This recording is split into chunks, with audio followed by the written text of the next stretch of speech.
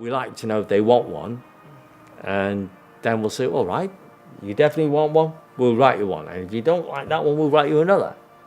But if you want it, we'll write it. Robin Gibb wrote and co-composed several Bee Gees songs, and somehow the world felt every one of them. There's something about these songs that unfold both the deep feeling of Robin while writing and once someone got to listen to it. It's like you're hearing someone's private sorrow set to music. It's not just sad, it's beautifully, achingly honest. Gibb's voice and pen skills crack with vulnerability, turning regret, love, and hope into something almost sacred. That's the magic of it. It's one man's pain, but it speaks to everyone. How Deep Is Your Love? A song from the soul. There's something almost magical about a song that can reach into your chest, wrap itself around your heart, and make it beat in tune with every note. How Deep Is Your Love by the Bee Gees, written in the late 70s, is exactly that kind of song. It's soft, soulful, vulnerable, and timeless. Though all three Gibb brothers, Robin, Barry, and Maurice, were involved in writing it, there's a particular emotional fingerprint in the song that feels like Robin's spirit was pouring into every lyric, every pause, every yearning chord. This wasn't just any time for music. It was the golden age of disco, glitz, and dance floors bathed in flashing lights. But right in the middle of that, Robin helped give the world something slower, gentler, something real. How Deep Is Your Love wasn't written for a club. It was written for the heart. And if you listen carefully, you can hear a kind of emotional honesty that doesn't come from a commercial formula. It comes from life. Robin Gibb, with his haunting vibrato and melancholic tone, always had a way of channeling emotion that felt deeply personal. He had been through loss, heartbreak, and battles with fame. Even though Barry sang lead on this particular track, Robin's lyrical input and his emotional compass played a huge role in shaping its soul. You can sense that the lyrics aren't just romantic fluff. They're almost like a quiet prayer for connection. I believe in you. You know the door to my very soul. That's not just a line, that's someone opening their chest and handing you their heart. When they wrote it, the Bee Gees were under pressure. The Saturday Night Fever soundtrack was taking shape, and expectations were sky high. But instead of caving in to commercial demands, they reached inward. Robin always had that introspective, poetic nature, and you can feel it here. He wasn't interested in what was trendy. He was interested in what was true. And isn't that what we all want? To be loved, not just on the surface, but deeply. To have someone who doesn't just say, "I love you," but shows it in a way that wraps around your insecurities and says, "You're safe with me." That's what How Deep Is Your Love tries to ask. Not just, "Do you love me?" but, "Can I trust your love? Is it strong enough to hold me when I'm falling?" That's a very Robin Gibb question. The real beauty of the song lies in its simplicity. There are no flashy vocal acrobatics or complex metaphors. Just raw feeling, wrapped in smooth melodies and sung like a secret between lovers. It makes you want to close your eyes and remember someone you once trusted completely, or wish you could. Robin wasn't just writing a love song. He was leaving a piece of himself in the world. He was showing us that even in a world obsessed with speed and spectacle, there's immense power in being soft, honest, and open. And decades later, people are still slow dancing to this song at weddings, whispering its lyrics to each other in dark rooms, and crying to it when love feels far away. When we think about How Deep Is Your Love, we're not just thinking about a chart-topping ballad. We're thinking about Robin Gibb, pouring his own heartache and hope into something that would outlive him. It's a song that says, quietly but insistently, "I'm here, I'm vulnerable, please don't break me." And that's why it still resonates. At some point, we've all felt the same. Yes, even the world loved it. A song that resonates. The world wasn't quite ready for just how powerful and timeless the song would become when Bee Gees released How Deep Is Your Love. It hit the airwaves during the disco era, at a time when the Bee Gees were already riding high on a wave of popularity thanks to the Saturday Night Fever soundtrack. But this track wasn't just another disco anthem. It was a tender, emotional ballad that showed off the softer, more romantic side of the band. And people loved it. From the very beginning, it was clear that this song struck a different chord. It wasn't just about dancing or flashy fashion, it was about something real. Love, vulnerability, connection, thanks to Robin and his brothers for writing it. Listeners around the world instantly fell in love with it. The song's smooth harmonies, soft instrumental arrangement, and heartfelt lyrics made it stand out. Barry Gibb's falsetto, which became something of a Bee Gees signature, gave the song a dreamy, almost ethereal quality. Couples slow danced to it at weddings, teenagers listened to it on repeat during their first heartbreak, and even people who weren't necessarily into the whole disco scene found themselves humming along. It became one of those songs that could fit any mood, comforting when you're down, romantic when you're in love, nostalgic when you're thinking back. The public reaction was overwhelmingly positive, and it climbed the charts with ease, eventually hitting #1 in the US. Over the years, How Deep Is Your Love didn't just fade into history like so many hits from the 70s. It stuck. People kept listening to it, sharing it, covering it. Artists from all genres, R&B, pop, even jazz, have taken a shot at reinterpreting it, but no version has quite matched the soft magic of the original. That says a lot about the legacy of the song. It's more than just a Bee Gees classic. It's a song that has become part of the soundtrack of life for millions of people. Every few years, a new generation discovers it, maybe through a movie, a TV show, or just by stumbling across it online, and they fall in love all over again. Public opinion on the song has remained incredibly positive over the decades. It's often listed among the greatest love songs of all time, and not just in fan polls, but by serious music critics too. What's special about How Deep Is Your Love is that it manages to feel both timeless and deeply personal. People don't just like it, they feel it. They associate it with specific memories, important people, and meaningful moments. That emotional connection is part of what makes it so enduring. The song has cemented the Bee Gees not just as kings of disco, but as incredibly versatile songwriters and performers. How Deep Is Your Love helped show the world that they weren't just about upbeat dance tracks. They could write ballads that went straight to the heart. It's no surprise that the song is still played on the radio, still included in romantic playlists, and still capable of stopping people in their tracks with just a few opening notes. The public might not always agree on everything, especially when it comes to music. But when it comes to How Deep Is Your Love, most people seem to agree it's something special. The most charming Gibb. As one of the 3 Gibb brothers in the legendary Bee Gees, Robin often stood in the shadow of his twin brother Maurice and his older brother Barry, yet his personality was anything but overshadowed.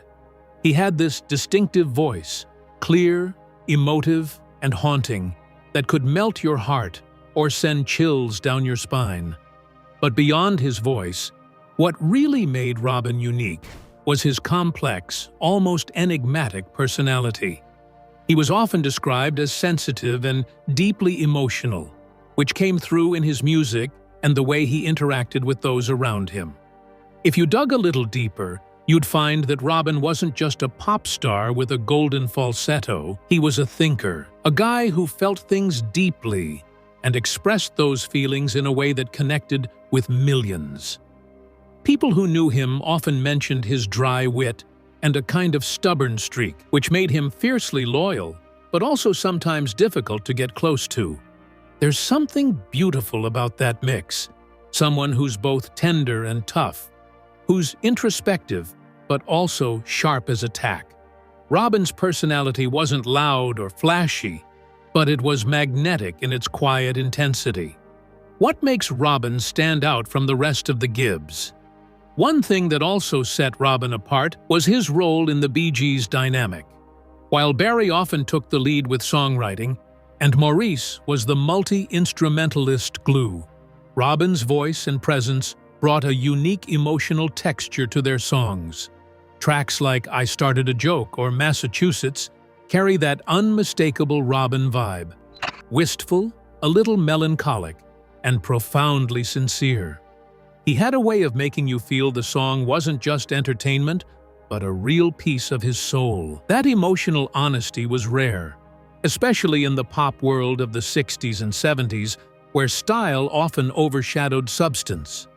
Robin's uniqueness also showed in how he navigated fame and the pressures of the music industry. The Bee Gees were known for their disco era, which propelled them to superstardom, but Robin often felt conflicted about some of their massive commercial success, especially with the shift in their musical style. He wasn't just a star chasing hits. He cared about authenticity and artistic integrity. That tension between commercial success and personal expression added layers to his personality. It wasn't always easy for him to be in the spotlight, but he handled it with a kind of grace and realism that made him relatable. Robin's personality was a beautiful mix of contradictions, emotional yet reserved, serious but with a sly sense of humor, a star who valued sincerity above all. His uniqueness wasn't just in his unmistakable voice or the music he helped create, but in the way he made those around him feel, whether it was through a song, a conversation, or simply by being himself. Robin reminds us that sometimes the quietest voices have the most powerful stories to tell. The greatest love songs ever written. Let's talk about other songs the Gibb have written and remained loved by everyone, not just the old generations.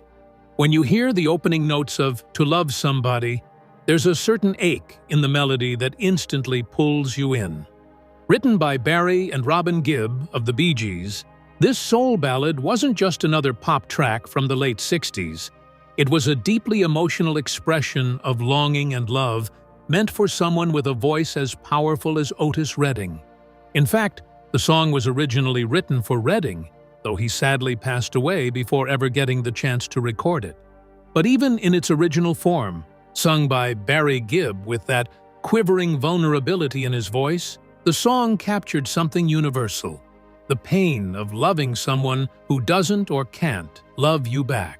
What makes To Love Somebody so powerful is how simple it is. The lyrics aren't overly poetic or complex, but they hit straight to the heart. Lines like, "You don't know what it's like to love somebody the way I love you," feel like something anyone might say in a moment of raw honesty, and that's what makes it relatable. The instrumentation is equally restrained, with soft strings and a gentle rhythm that lets the emotional weight of the vocals take center stage. Barry's delivery walks a tightrope between tenderness and desperation, and it's that tension that gives the song its enduring impact. At the time of its release, the song had only modest success on the charts. It peaked at number 17 in the US and number 41 in the UK, but it didn't take long for artists around the world to recognize its brilliance. Over the years, it's been covered by legends like Nina Simone, Janis Joplin, Michael Bolton, and even Michael Bublé. Each version brings something new, but they all hold on to the heart of the original, that aching, soul-deep cry for love. That's part of what's made To Love Somebody one of the most covered songs in pop music history. No matter the genre, no matter the decade, the emotions in this song are timeless. Even beyond the music world, the song's legacy lives on. It pops up in movies, TV shows, and playlists whenever someone needs to set a mood of vulnerability and yearning. It's not flashy or loud, but it stays with you long after the final note fades. For the Bee Gees, who later became known for their disco hits in the 70s, this song remains one of their most soulful and stripped-down pieces, a reminder that behind the glitter and falsetto, was always a deep well of songwriting talent. To love somebody isn't just a song. It's a moment, a feeling, a heartbreak that's been shared by millions over the decades. That's why, more than 50 years later, it still resonates. Because everybody, at some point, knows exactly what it's like to love somebody. Tragedy. Tragedy, from the Bee Gees' 1979 album Spirits Having Flown, is one of those songs that hits you like a tidal wave. Loud, intense, and totally unforgettable. While the Bee Gees are often remembered for their falsetto-laced love songs and their role in defining the disco era, Tragedy proves they could do so much more.